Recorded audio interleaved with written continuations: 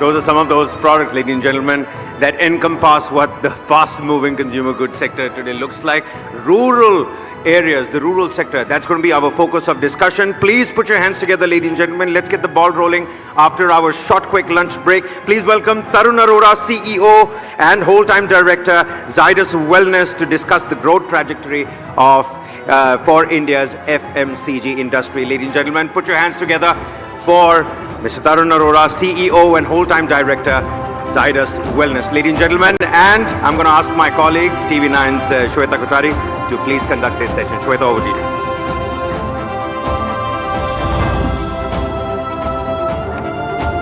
Good afternoon. Good to be back. I hope stomachs are full, hearts are happy, and as we kick off this session, I'll tell a story again because I'm known to do that, and since I'm a teacher, I believe there's no other way I can keep an audience up and running and kicking and listening to me without telling a story. So let me take you back to the World War II, and we're talking about 1942. Men were going to war and they needed nutrition. Now, how do you get nutrition or green food when you are in the middle of nowhere? Where do you grow that food? How do you ensure supply chains? What do you do? So it was a conundrum that many countries were fighting at the moment. So what did they do? They came out with a complete food plan. I'll repeat, a complete food plan. This would be an alternative to wholesome nutrition, and it would be available as a health supplement and in drinking format, so you could drink it. Now, it became so popular in 1942 that within few years, it was soon recommended as something that people who had food intake problems, they could use it, they could drink it, they did not have to consume it. Very fast, it came to India and it became popular as a drink supplement for children in India. Can anyone take a guess on what I'm talking about? Complan, yes, and the man who is also heading that company, that brand, is with me here today. Tarun, let's give him a very loud round of applause. You know, Tarun, to a lot of Complan girls and Complan boys here, a question that comes to our mind is, we used to see Complan in many places prior to a couple of years ago. When are we going to see Complan hitting all shelves in all areas, perhaps all, geographies, in how many years' time from now? I think Complan is available pan-India. It's not just available in India, but it's available internationally as well. And it's available in more than 500,000 outlets in India. Of course, our endeavor is, since we acquired it 5 years back, to take it to the next level. We want to reach to a million number of outlets. What we've seen is actually number of consumers are going up. Actually, there was a journey, and I don't want to talk about prior to our acquisition much, but in last 3 to 5 years since we've acquired it, the number of consumers has gone up. It's a little slow because nutrition today comes from various things. Today, if you eat it's a very competitive roti, market you're thinking about how much fiber it has. You're having a chocolate spread and you're saying, okay, I have some calcium. So the meaning of nutrition has changed, but Complan is evolving itself. We're already having a separate product for toddlers. We are making it more relevant for the future and not just living in the past, that it has a great legacy. And I think we should be reaching to 1 million outlets in coming years and a much larger presence. We've just launched a new campaign. Some of those. I'm a business reporter. I have to take something away from this conversation. Share some of those plans with us. So sure.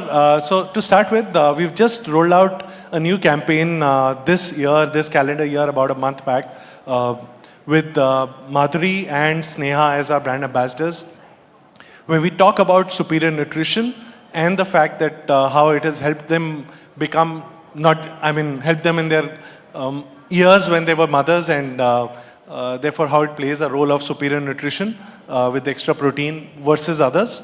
And I think this should help us. This will be followed up with a set of new innovations that we have pipelined in this year, maybe 2 launches that we have planned in the next couple of quarters. So that's something you can take away from the innovations. All right, Tarun, and since it's a larger conversation on FMCG market, I think there is no person who does not consume one of your FMCG product one way or the other. We're all consumers here. And I think an important sort of trajectory that we've seen emerging in the past couple of years where supply chains seem to have become more efficient. The FMCG journey also in a way mirrors India's journey of consumption.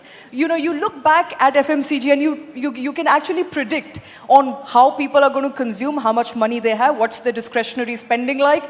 Talk us through what are the key trends that you've seen since COVID. Are people consuming as much as they were consuming earlier? Has there been any sort of change there? I think there were a lot of changes, and since you talked about it over the last 2 decades, and in 2 years, things have dramatically changed. People talk about the K-shaped curve. So first of all, I think a couple of decades back when e-commerce had started coming up, and I used to believe that, look, who's going to buy online? You know, it is a complex supply chain. The whole value chain is very difficult, being available. The price points, the ticket size is very small. You can buy 200, 300. It is not going to be viable to be able to service large set of consumers nationally through that. I think that has dramatically changed. It started changing about a decade back. I think 3 to 4 years back. The moment COVID hit and the supply chains were disrupted, everyone went into a very different mode.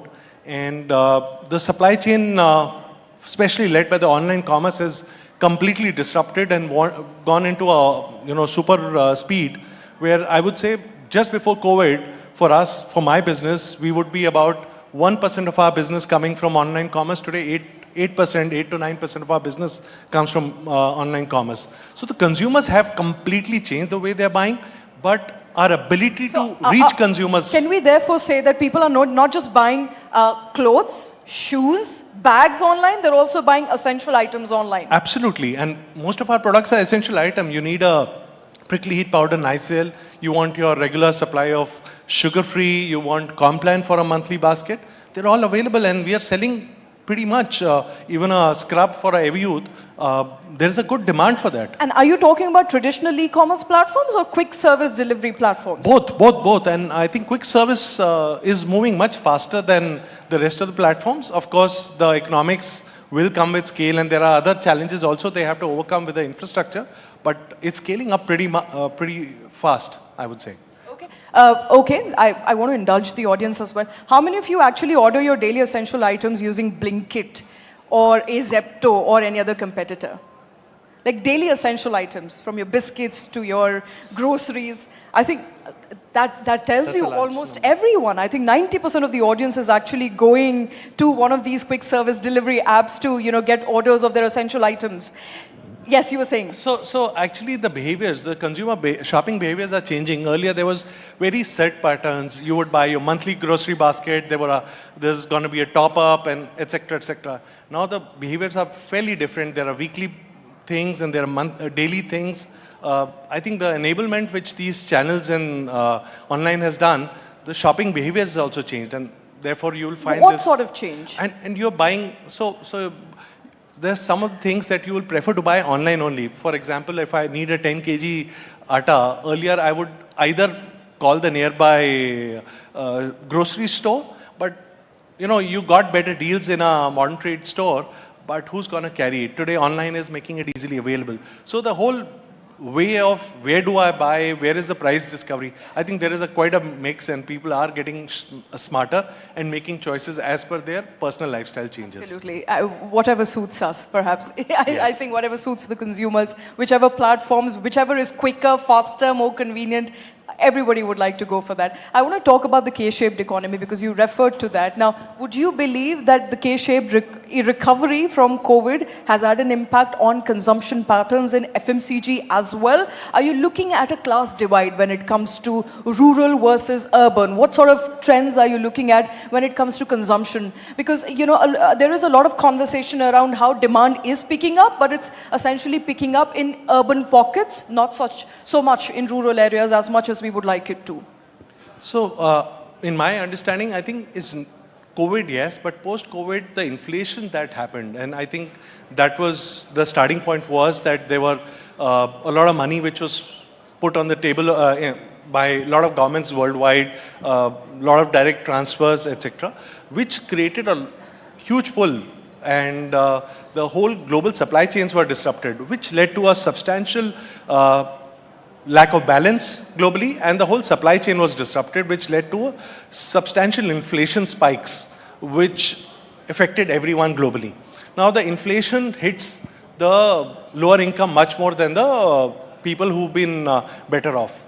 So what's happening is, as the economy, Indian economy is going up, you clearly find that there is the rural, who have impacted by inflation, are making choices of trading down, buying smaller packs. So while the penetration may be going up, their consumption levels are dropping, and which is impacting the rural economy. On the other side, amongst the urban places, you find there are discretionary spends which are going up. You will find certain part of the economy, which is consumer economy, discretionary, the hotels, the tourism, hospitality, that's going up. Within FMCG, you find a lot of people are able to move up. So if they were buying something, because there is money, they already have sufficient, covered up. They buy superior products. The access is also helping. So there is clearly a K-shaped situation where the premium products are obviously growing faster, but rural economy is not dropping in penetration. Consumers are consuming a lot of internet, media, etc. They are driven by similar choices, but they are probably buying at a lower price points, which is impacting your consumption, which is impacting. I think things will get better, and I'm quite hopeful. Correct me if I'm wrong, but you're saying rich are getting richer. Urban people are buying more premium products, but poor people are people living in rural areas. Let me put it this way, I think it's better said and more acceptable. People living in rural areas are buying either at the same capacity as they were 10 years ago or perhaps lower, but definitely not going for premium products. No, I think they are also conscious about the premium products, and therefore I will look at a little larger perspective. I think the way I would look at it is that because their incomes are already limited, they may choose to buy smaller SKUs, the lower unit price products. So they are conscious about the price points, but their choices are not driven by the fact that I need to buy cheaper, poorer products. They still want a same product. They still want their child to be educated and do well in life. So I think the drivers of choice for them are very similar to urban people. It's just that the inflation has hit them a bit harder because of the limited incomes, and therefore you find some of their choices bringing the consumption down. All right. But you can't deny that there has been a premiumization. Today people want to buy more expensive, they want to show more expensive, they want to eat more expensive, but at the same time there is a section of society that simply cannot afford to do so. So I think the COVID has made a lot of people realize, and there's a more of a I would say psychological impact of here and now, and therefore the here and now economy is shot up, where people are ready to buy a lot more now, experience now, spend now, and not worry about the future. Okay. So the YOLO culture is it's only expanded, and that's why people are just going ahead and spending a lot more today than they were probably 10 years back. All right. So it's a function of the problems that we have seen in the past 2 years, solely by the way of COVID, perhaps not so much that suddenly people have become more richer. Accentuated by COVID, not only by COVID. Okay, accentuated by COVID. But I also want to talk about, coming to Zydus Wellness, and you have forayed into international markets, not just in South Asia, Southeast Asia, but also MENA region. Talk to us about your global forays.